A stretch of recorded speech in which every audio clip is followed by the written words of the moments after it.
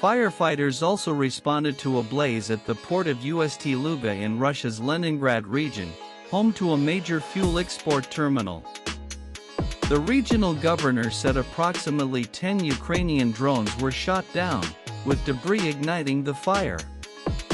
As Ukraine celebrated its 34th Independence Day on Sunday, the ongoing war with Russia intensified, with drone attacks, missile strikes, and international diplomacy dominating headlines.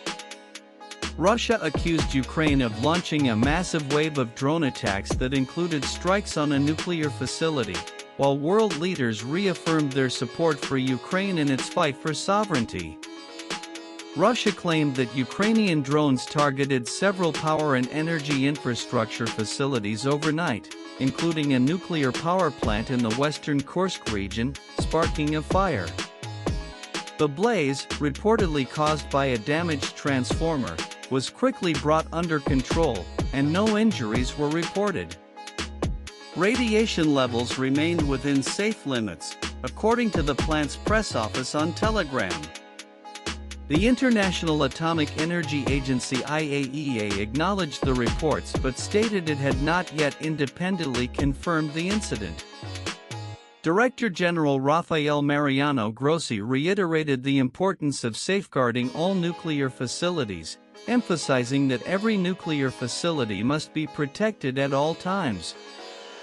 In a separate incident, Russian firefighters responded to a fire at the port of Ust-Luga in the Leningrad region, a key fuel export terminal.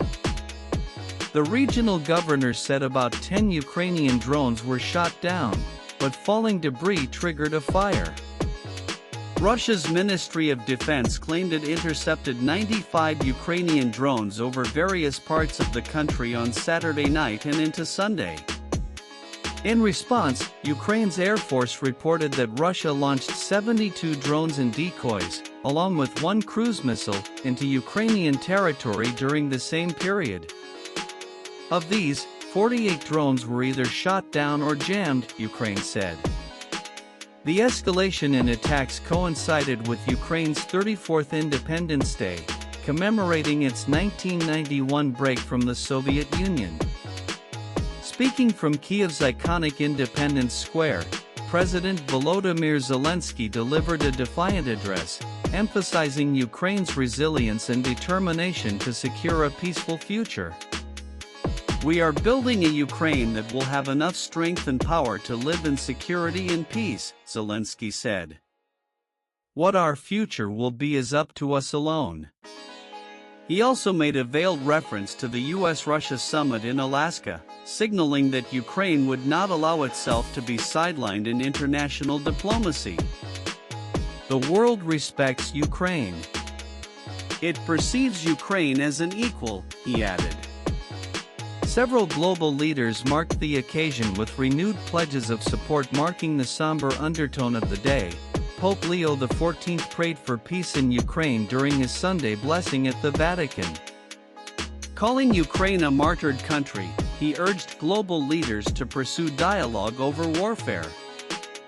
In a telegram sent to President Zelensky, the Pope offered prayers for all Ukrainians and expressed hope for a path to lasting peace.